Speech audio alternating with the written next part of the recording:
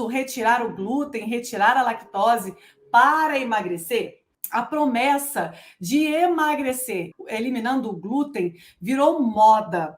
Mas será mesmo que retirar o glúten, retirar a lactose é necessário? Como nós acreditamos no emagrecimento inteligente, nós vamos te passar nessa live conhecimento, para que nunca mais você se iluda com ou um produto ou algo assim. A gente acredita que quando você sabe o que é, para que funciona, como funciona, as coisas vão clarear.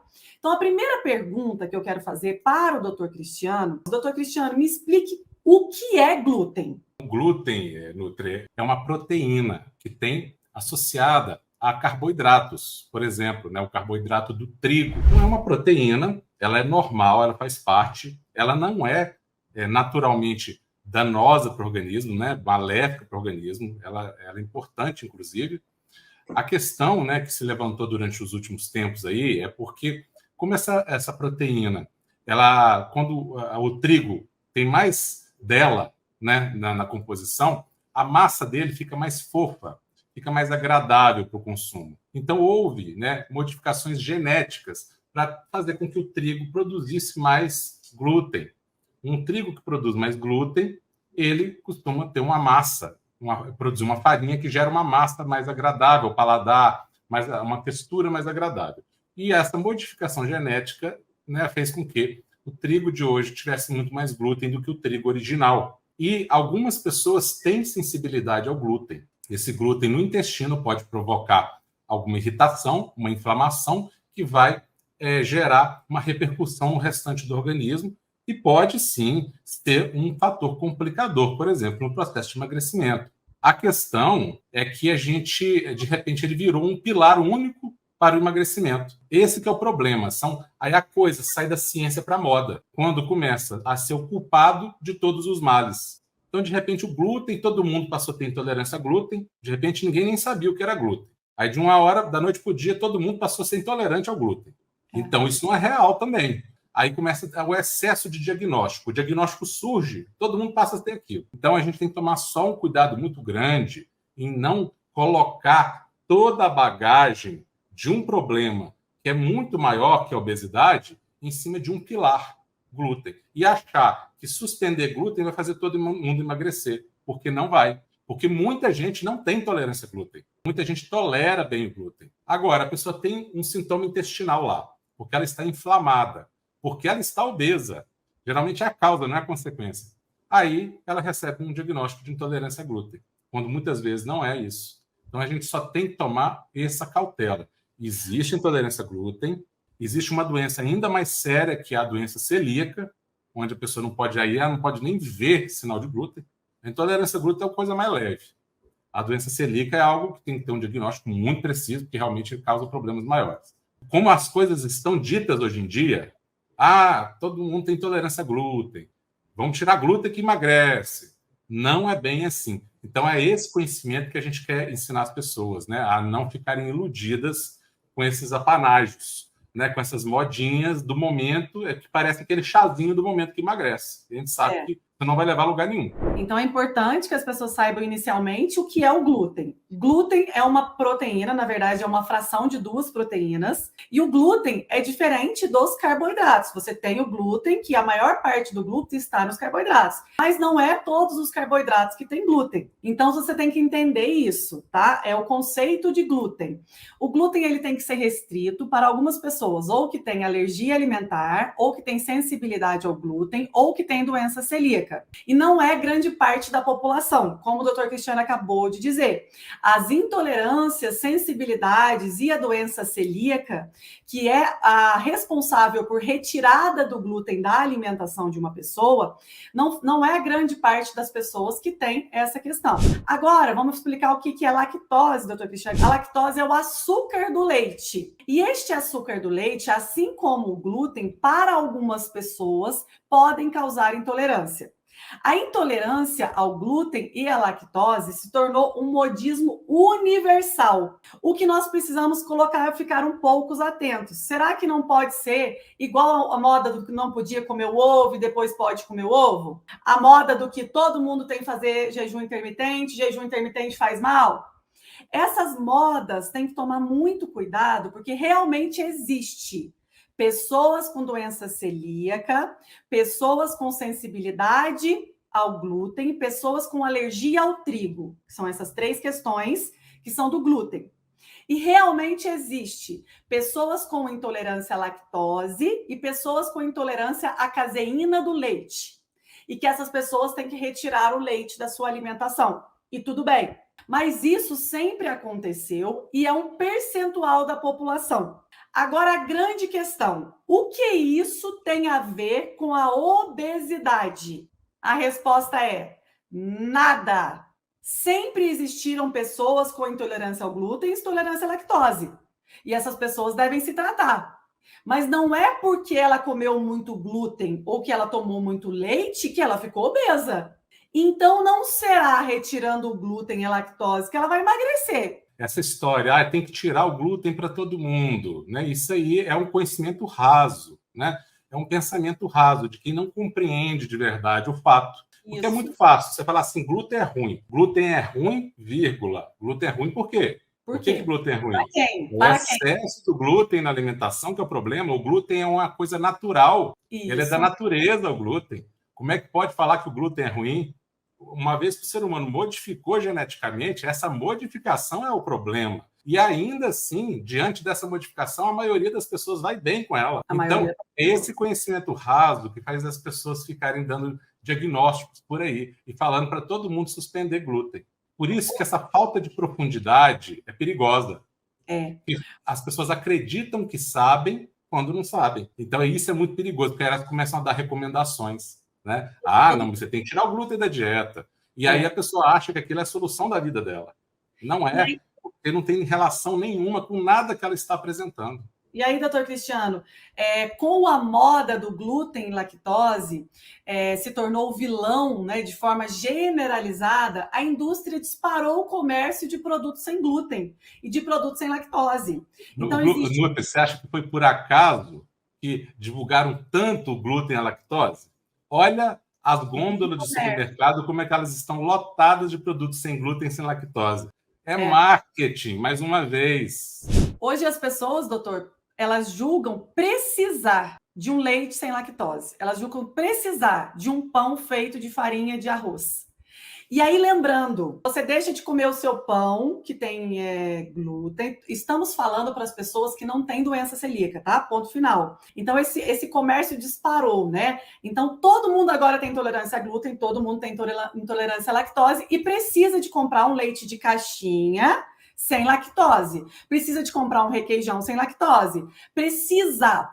Todo mundo criou a emergência de comer bolachinha de arroz, de comer pão feito de farinha de arroz, macarrão feito de farinha de arroz. Lembrando que o que vira o jogo do emagrecimento não é se ele é feito de arroz ou de trigo, é o índice glicêmico do alimento. E quando você come aquela bolachinha de arroz branquinha, que não tem gosto de nada, o índice glicêmico é maior do que a de trigo. E aí você está trocando 6 por meia dúzia e gastando muito mais dinheiro. Mas existe um comércio muito grande em cima dos produtos sem glúten e sem lactose. E a grande verdade que nós vamos falar para você hoje é que você não precisa de nenhum produto sem glúten, sem lactose para emagrecer, para ganhar saúde, para desinflamar. A gente não quer que as pessoas fiquem caindo como patinhos nessas conversas fiadas, nessas modinhas que fazem elas acreditarem em coisas que depois elas nem duvidam, elas têm uma certeza absoluta. Não é o glúten mesmo. Agora, nossa, eu tenho que comer sem glúten. E sai recomendando para o vizinho, para Deus e o mundo, né? E viram os doutores do conhecimento. A gente tem que parar com isso, de engolir as coisas do jeito que elas vêm para a gente. A gente tem que começar a analisar. Vão raciocinar. Peraí, deixa eu pensar. Vão pensar, não vão aceitar as coisas assim passivamente e só sair repetindo como papagaio de pirata, porque isso não vai conduzir ao caminho correto. E aí, doutor Cristiano, é incrível como a era da dieta sem glúten, a era do leite sem lactose, do leite desnatado, dos produtos emagrecedores, também a era dos números disparados do diabetes tipo 2, da gordura no fígado, das pessoas mais cansadas, das pessoas com fadiga, da obesidade só está aumentando. Mas como assim, gente? Existem tantos produtos agora, tudo sem glúten, sem lactose, tudo diferente, né? Cadê a salvação da humanidade, hein? Antigamente, ali, as pessoas iam na praia, né? O doutor Cristiano sempre fala muito disso.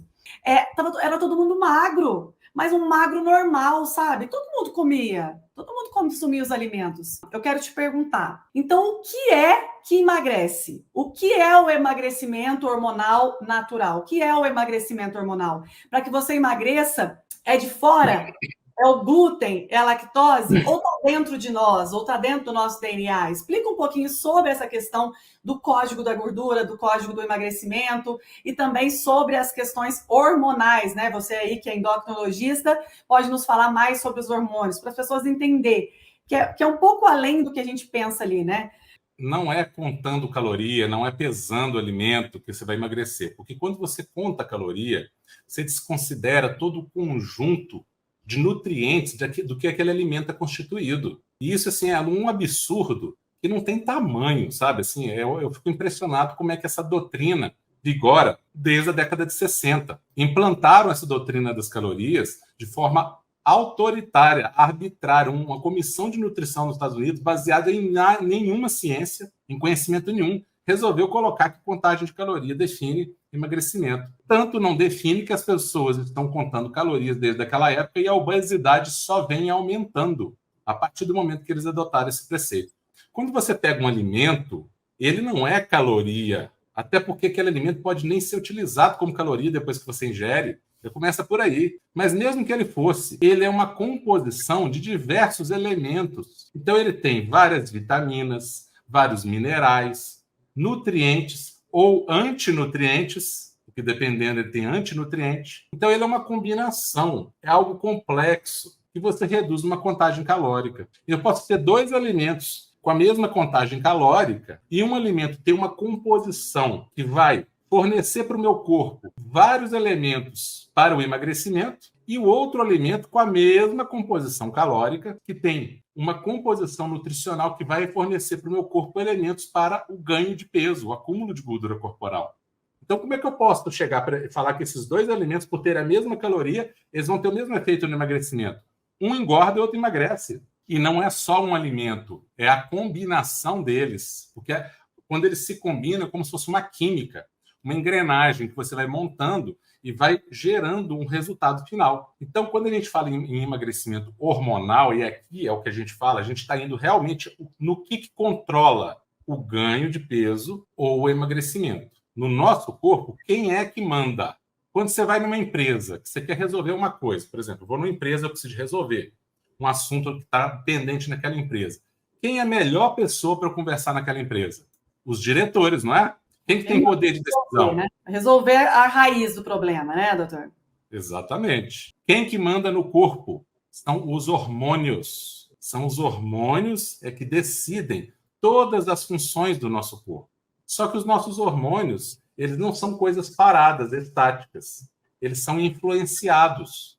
Eles interagem com os alimentos. Mas eles não interagem com as calorias dos alimentos. Eles interagem com a composição nutricional dos alimentos. São esses nutrientes que, quando entram no seu corpo, vão ou ativar determinados hormônios ou inativar determinados hormônios. Estimular alguns hormônios, desestimular outros. E nós temos hormônios que geram, vamos falar de uma forma mais simplista, que é uma cadeia complexa, mas tem hormônios que vão fazer você engordar e tem hormônios que vão fazer você emagrecer.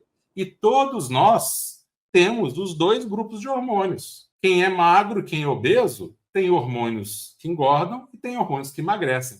Mas por que que o magro está magro e quem está acima do peso está acima do peso? Porque o magro está predominando nele os hormônios emagrecedores. E aquele que está acumulando gordura corporal está predominando nele os hormônios engordadores, vamos falar assim, vamos usar essa palavra. Os hormônios que são estimuladores de gordura corporal. Só que a gente pode controlar isso, nós não estamos à deriva disso, nós não estamos reféns desses hormônios. Nós podemos conversar com eles e fazer com que eles trabalhem a nosso favor, né? No caso do emagrecimento, para emagrecer. Então, quando você fala em caloria, você ignorou completamente todo esse mecanismo. Então, um alimento pode ser calórico e emagrecer. E pode ser zero caloria. Não estou falando baixa caloria, não. Estou falando zero. E engordar muito. Porque ele pode estimular hormônios acumuladores de gordura. Então, cuidado com essa história de contagem calórica. Isso aí é uma coisa que não faz sentido científico em nenhum aspecto. Por isso que aqui o emagrecimento hormonal ele se torna até mais simples. Vamos fazer um exercício de experimentação aqui. Anos 70, foto de qualquer praia no Brasil.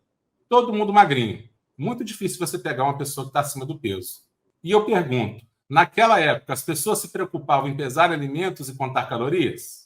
Ninguém nem lembrava que isso existia, se sabia que existia, nem se falava nisso. Hoje, que todo mundo fala de caloria, de pesar alimento, tá aí, ó, índices alarmantes de obesidade. Então, assim, a gente tem que começar a raciocinar. As pessoas falam, mas eu estou obeso porque eu estou com problema na tireoide. Gente, problema na tireoide sempre existiu, desde que a humanidade existe. Hipotireoidismo sempre existiu. As pessoas, inclusive, antigamente nem tratavam, porque nem ficavam sabendo, né? Pior ainda nem tratava. E mesmo assim, e por isso havia obesidade antigamente? Não. Então a gente tem que começar a se perguntar. Não é que não haja influência. É claro, a tireoide, inclusive, produz hormônios que têm a ver com o metabolismo. Mas não é do jeito que a gente pensa. Não é porque está com hipotireoidismo que está acima do peso. Muitas vezes é até o contrário. É porque está acima do peso, porque engordou, que a tireoide entrou em disfunção. E as coisas acontecem ao mesmo tempo. Então a gente começa a ver os alimentos como chaves que vão interagir com os nossos hormônios e estimular ou hormônios que vão acumular gordura no corpo ou estimular hormônios que vão estimular a queima de gordura no corpo, gerando energia. Um alimento que sozinho ele pode engordar, em combinação ele pode emagrecer. Num horário X, ele pode engordar, num horário Y, ele pode te ajudar a emagrecer. Então, olha como que é lindo essa orquestra. Aí a gente sai daquela linha retilínea de uma contagem calórica simplista, que não significa nada, que não leva ninguém a nada, e nós vamos explicar que contagem calórica leva a baixa de metabolismo, ela é antitermogênica, geralmente, que você reduz em 30% as calorias, o teu metabolismo cai em 60%, a conta não fecha, então a pessoa até perde um peso inicialmente, depois ela engorda tudo de novo. Glúten e lactose não tem definitivamente nada a ver com emagrecimento. O que tem a ver é o índice glicêmico e a interação com os hormônios. E para você descobrir mais profundamente, é só acompanhar um passo de cada vez.